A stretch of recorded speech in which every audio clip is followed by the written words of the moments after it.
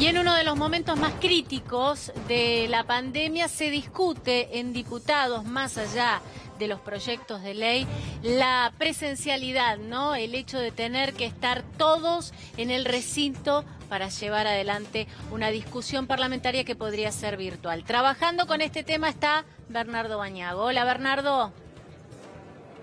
Carla, Adrián, buenas tardes. Exactamente, lo que se está discutiendo es si Juntos por el Cambio trae la propuesta, la iniciativa de comenzar a sesionar nuevamente de manera presencial. Inclusive amenazan con bajar directamente al recinto y plantear la falta de quórum, porque tienen alrededor de unos 90 y tantos legisladores. De esa manera no les alcanza para los 119 necesarios para poder comenzar con una sesión. Están reunidos desde las 12 menos cuarto en la reunión de labor parlamentaria con el presidente de la Cámara de Diputados, Sergio Massa, las autoridades de los bloques y otros diputados más, tratando de resolver el asunto. Juntos por el Cambio está inflexible en que quiere volver a sesionar de manera presencial. Dice que el protocolo está vencido, que fue por 3 meses, que se venció hace ya 30 días, pero tampoco facilita la renovación del mismo protocolo porque dice que no fue aprobado de manera presencial, es decir, que se aprobó a su vez de manera remota. Bueno, todo un embrollo. Evidentemente tiene Juntos por el Cambio tiene la intención de no seguir sesionando de la misma manera y de esa forma las discusiones están trabadas. Adrián, es el único bloque, de todos los bloques que existen en el Congreso, es el único bloque que no acepta continuar con las sesiones de manera mixta, es decir, parte presencial, parte virtual, como se vino haciendo hasta ahora. Bernardo, hoy más temprano dabas dos datos importantes. Primero, la palabra del director médico de la Cámara de Diputados. Te pregunto qué fue lo que dijo, y tengo entendido, porque a ver, el Frente de Todos y otros partidos políticos quieren sesionar sí o sí, porque hay 470.000 trabajadores del turismo y de la gastronomía que están esperando por este proyecto. A ver, Massa está haciendo todo lo posible para que hoy haya sesión, y vos dabas un dato importante, adaptó los balcones de la Cámara Baja para que parte de los legisladores de Juntos por el Cambio puedan ubicarse en ese lugar. Claro, al momento de la advertencia, de la amenaza de Juntos por el Cambio de vamos a bajar al recinto de todas maneras, Massa dijo, bueno, la capacidad, de acuerdo al protocolo, al distanciamiento necesario para mantener las condiciones de seguridad para todo el mundo, para los diputados, para los empleados legislativos, para todas las personas que estén, los asesores, todas las personas que están en el lugar, caben dentro del recinto de la Cámara de Diputados 45 diputados. Ustedes quieren traer 90 aproximadamente. Bueno, vamos a hacer una cosa, vamos a habilitar, como recomendó, bien decís, el director médico de la Cámara de Diputados, vamos a habilitar los balcones para que de esa manera haya un diputado por balcón, con una computadora, con el sistema de VPN, para que pueda votar y participar de la sesión con todas las condiciones legales cubiertas y demás. Pero no alcanza tampoco, se llega simplemente a 90, y para sesionar hacen falta 119, porque lo que plantea Juntos por el Cambio es, nosotros bajamos al recinto, pero no vamos a sesionar en conjunto con los que están de manera virtual. Vamos a exigir que, como no hay quórum, se dé por caída la sesión, porque no llegan evidentemente al número necesario para cubrir el quórum. Bueno, ahí está trabada la cuestión. Hay otro condimento, que es que la Asociación de Personal Legislativo, junto con otros gremios que están dentro del Congreso, como ATE, como PCN y otros, han planteado de que si no se respetan las medidas sanitarias, es decir, los 45 diputados sentados en las bancas, no más, ellos van a retirar al personal legislativo porque no están dadas las condiciones para trabajar de esa manera. Bueno, de hecho, lo que nos llega desde el salón de Elia Parodi, que está aquí a unos metros nada más de Pasos Perdidos, es que ni siquiera ahí dentro se están respetando las condiciones de distanciamiento social que cubren la seguridad necesaria para trabajar, ¿no? Así que habrá que ver qué pasa.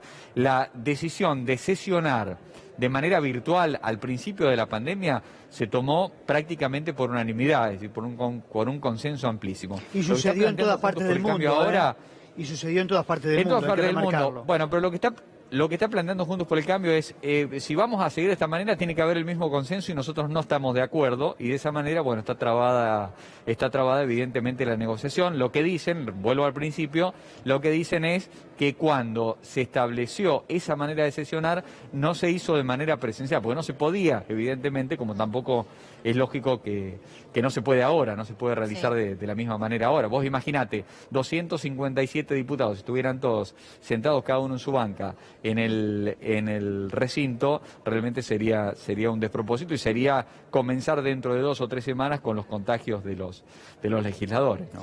Bernardo, quédate ahí, vamos a sumar a la charla a Oscar Mangione, que es psicólogo y que está aquí en el piso, a quien saludamos y agradecemos su presencia. Gracias, Oscar, por venir. A ver, ¿cómo analizamos todos estos mensajes contradictorios, ¿no? Nos están diciendo que nos tenemos que quedar en casa, que tenemos que tratar de respetar, si es que salimos, un aislamiento, que tiene que ser de 1,5 metros, de 2, de no juntarnos en la calle, de no juntarnos con amigos, y los vemos a los diputados que están pidiendo ir a reunirse todos juntos. Mira, hay un término que vale la pena aclarar para poder enmarcar esto mejor.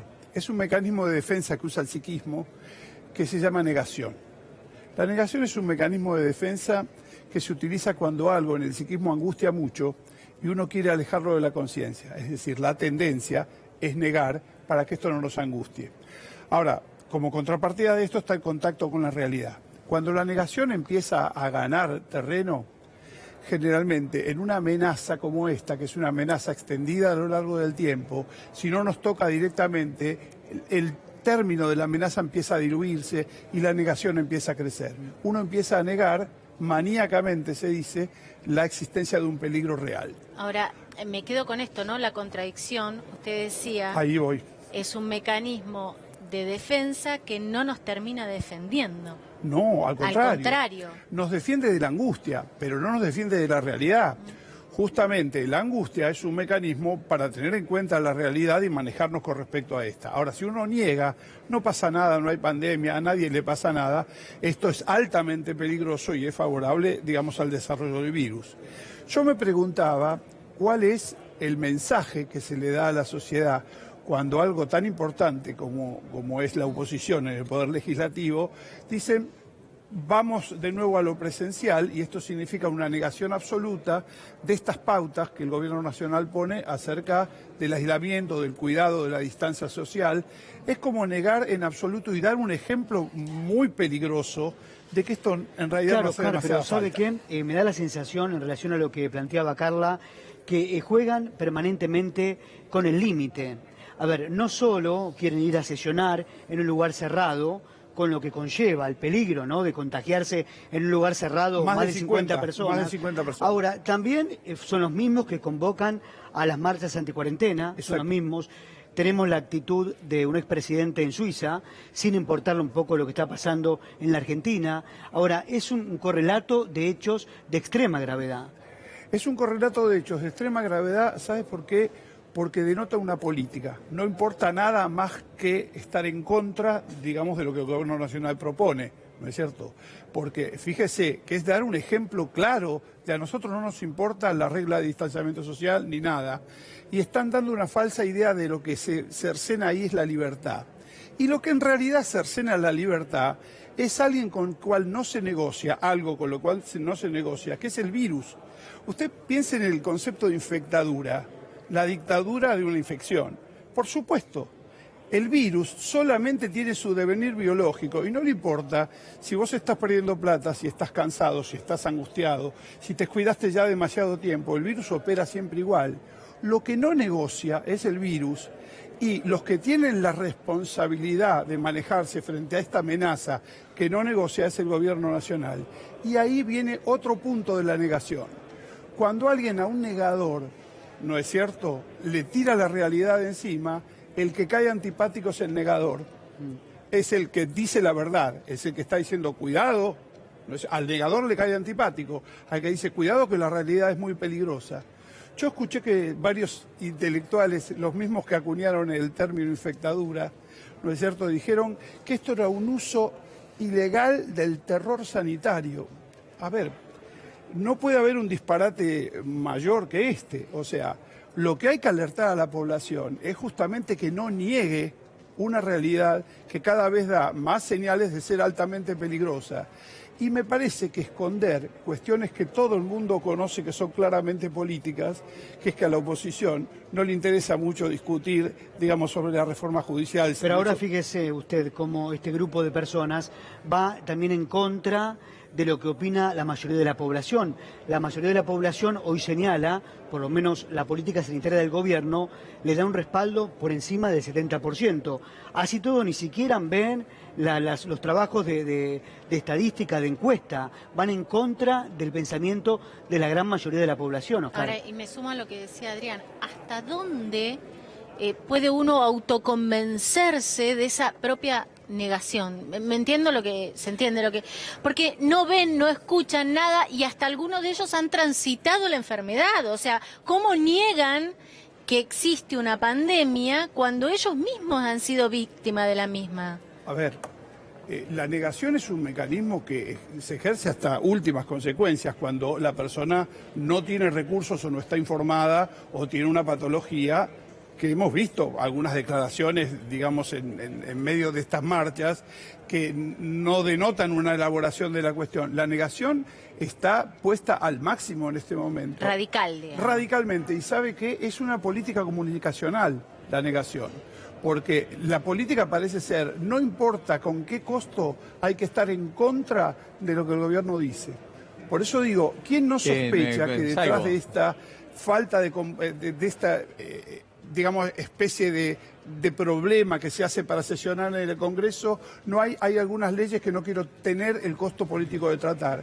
No importa la consecuencia, como no importa la consecuencia de convocar a las marchas. Entonces, más allá de alimentar un supuesto terror, no es cierto sanitario, no es cierto como dicen los intelectuales pro, lo que hay que hacer es tratar de bajar el nivel de negación que la gente tiene, porque aunque no nos haya tocado de cerca, el virus está ahí y ese virus no negocia y no le importa de ninguna de las consecuencias que uno tiene cuando cumple con las medidas sanitarias.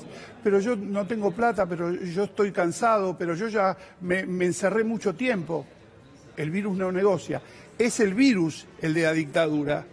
Correr el eje y pensar que son las medidas del gobierno el problema es correr el eje verdadero de un enemigo que no va a sentarse a negociar nunca, Oscar, que es el virus. Estos extremos, ¿no? Porque acá lo que está planteando los que comenzaron a hablar de infectadura, lo que plantean es un extremismo enorme, ¿no? Enorme. Es lo que usted decía, lo acusa el gobierno nacional de usar ilegalmente del terror sanitario, pero acá hay otra definición. Sostuvieron que el gobierno muestra escasa pericia en el ámbito de políticas sanitarias. Cuando Alberto Fernández y mismo Larreta, ahí hubo políticas de coordinación también con el gobierno de la provincia de Buenos Aires. O sea, van en contra porque muchos son de Juntos por el Cambio y de esta manera muestran una opinión contraria a la de Horacio Rodríguez Larreta, que es la que coordinó con el presidente. Bueno, aquí aparece detrás de todo esto un designio político de oposición a no importa cuál sea la consecuencia.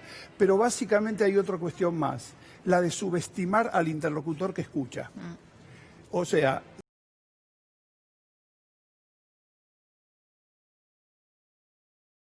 poco informado o mal informado y que no tiene mucha capacidad de análisis. Esto es lo que ellos suponen, pero a esto apuntan todo el tiempo.